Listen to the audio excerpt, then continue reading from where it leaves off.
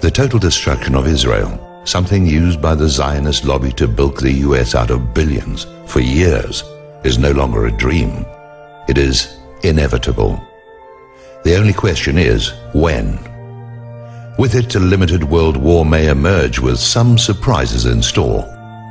It all started long ago, but we can focus back 1 year when Israel murdered 9 Turkish citizens in an act of piracy, peace activists on an aid ship heading for Gaza. Aid ships heading for Gaza now get a military escort from the Turkish Navy, and Turkey's president is heading for Gaza and Egypt right now to slap Israel down. A year ago, Israel and Turkey were the best of friends. Their spy agencies in the US shared nuclear secrets, sold them to China, North Korea, Pakistan, Brazil, worked as partners, blackmailing half of Washington's army of corrupt officials and traitorous military officers. Patriotism in Washington is rare nowadays, considered stupid. Washington is all about globalism and no borders, about corporations, not America. To most in Washington, America is a joke, a bankrupt has-been nation, drowning in debt with a military now useless, spread across the globe, running errands for a cabal of international bankers. Until a week ago, the Turkish army believed it had control of Turkey, despite the elected government. Israel believed the same. They were wrong. A year ago, Israel believed Turkey would always be controlled because of their desire to join the European Union. Now that dream is considered hopeless. Who would want to join it anyway? The EU is broke, falling apart and toothless. Turkey, instead, is an economic powerhouse, outdistancing all but Germany in technology, productivity and science. Turkey also has a huge army, a mobile army and a military tradition of relentlessness and, to be truthful, cruelty. Israel has been pointing that out of late, how Turkey wiped out the Armenians, much as Israel is wiping out the Palestinians. Problem is, Turkey's army is big, highly disciplined, capable of supporting military operations across the entire Middle East, allied with Iraq, Iran and Egypt, and considers Israel's killings of Turkish citizens last year as an act of war. This leaves only America or Israel's nuclear weapons to protect them. Problem?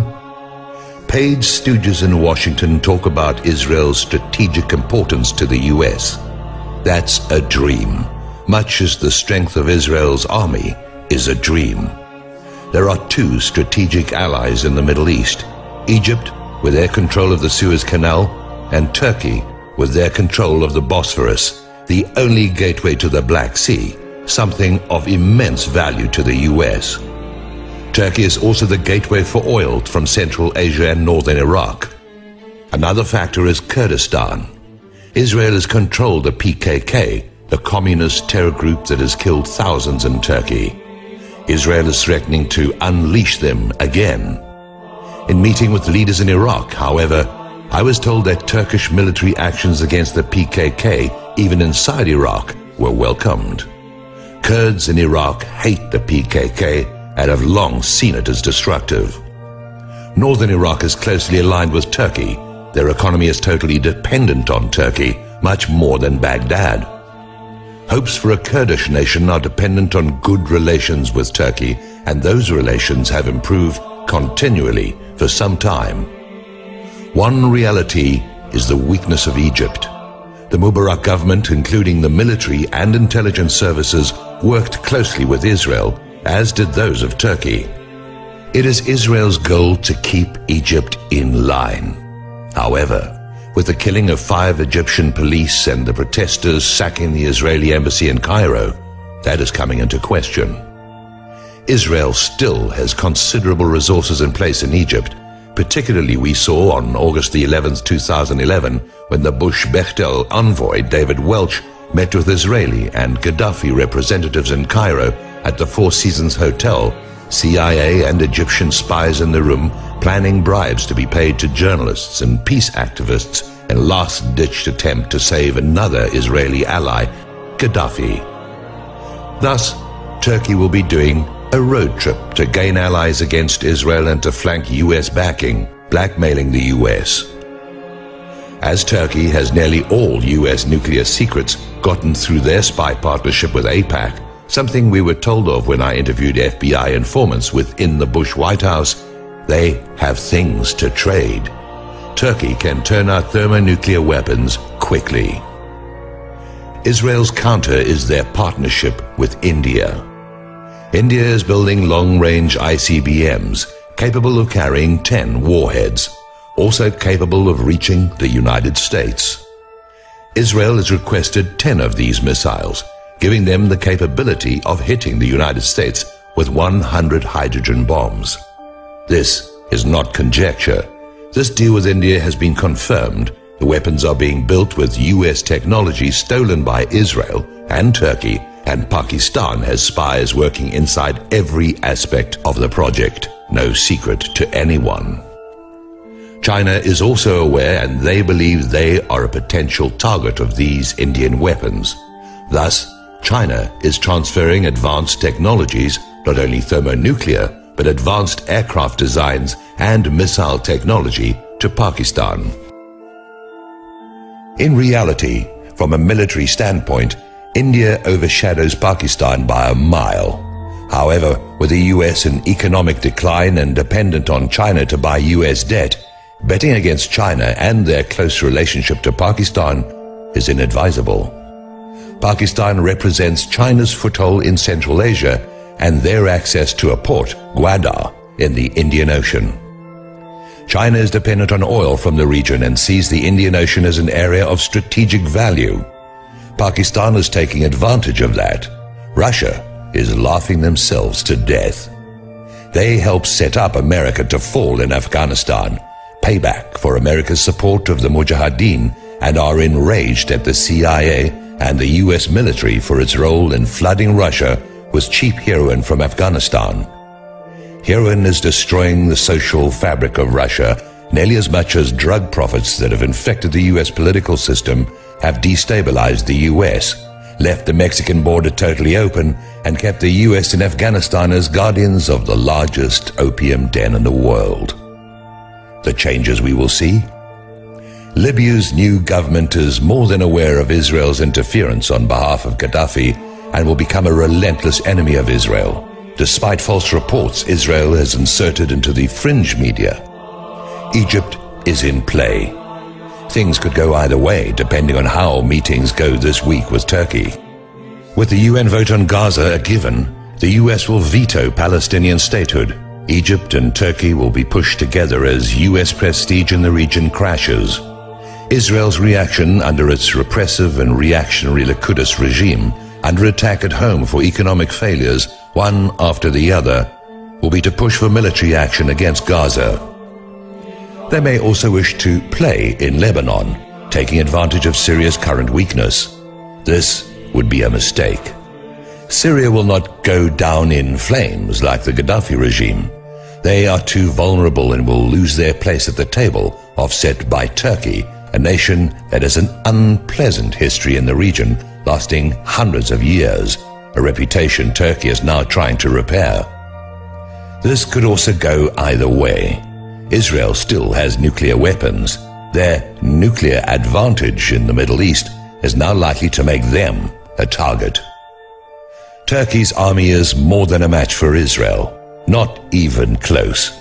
There is little expectation that Egypt will do more than posture, as their military under Mubarak became a defensive force only, infiltrated, as is Turkey's, with corrupt officers. What will happen? Israel, with all its planning, its involvement in 9/11, its very proven involvement in the 2003 invasion of Iraq and its machinations in not just Washington, but Cairo, Ankara, and other capitals across the region, is the big loser. Israel is now totally isolated and very much considered sacrificable by the US, despite continual pronouncement by members of Congress otherwise. When Israel had to turn against the Democrats, despite the fact that 79% of American Jews support the Democratic Party, and turned to the GOP and Christian Zionists for support, they bought friends they would never be able to trust. For years, American conservatives were known to hate Jews, ban them from organizations, maintain no Jews allowed policies at resorts and ritzy neighborhoods, all under the euphemism of restricted. Red states were always no Jews or niggers allowed after sundown. This may not be taught in history books, but it is real history just the same, and the generation of American Jews that remember real anti-Semitism, not the phony Abe Foxman kind, know who their real friends are. 9/11 isn't all we lie about. Turkey, not Iran, will be forced to go nuclear. Turkey, however, is a long-time American ally, a charter member of NATO and, at heart, very pro-American, pro-Western and, as it were, sitting on the world's most strategic real estate. Turkey is also a relentless enemy, one Israel will be too stupid to apologize to, too stupid to make reparations to, and will depend on its nuclear arsenal and friends in the US for protection. Nobody will benefit from this, not the Palestinians, not Egypt, only those who wish to see Israel have their faces in the dirt. There is a problem with this. There was some hope that Israel itself might have a rebirth of democracy, with 500,000 demonstrators demanding the resignation of Netanyahu's ultra-nationalist government last week. There was a hope. The other big loser will be the United States. Pakistan will bring China into Central Asia. Turkey may well bring them into the Mediterranean, or further. Whether Americans choose to recognize it or not, Bush murdered America's military future. Social cuts and job programs won't be enough. America will have to gut its military and withdraw from its bases around the world. That, or economically die in less than 5 years. The only other way out is debt denial, which requires full cooperation from China and Japan. In light of these issues, these problems, Israel, that small country that has so much control over the US government, will wake up one morning a forgotten backwater in world affairs.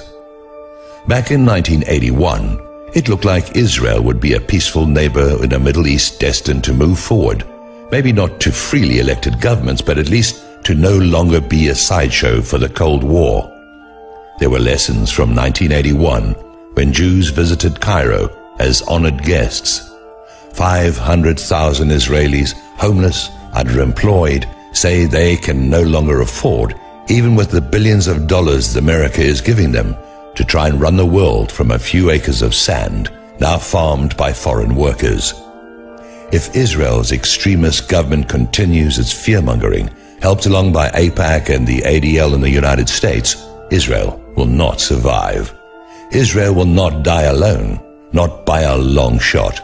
The problem is that there is no political leader in Israel or within the Zionist community in the United States that seems to care. The dream of world domination, as some of us have always seen, never left room for the survival of Israel or any other nation.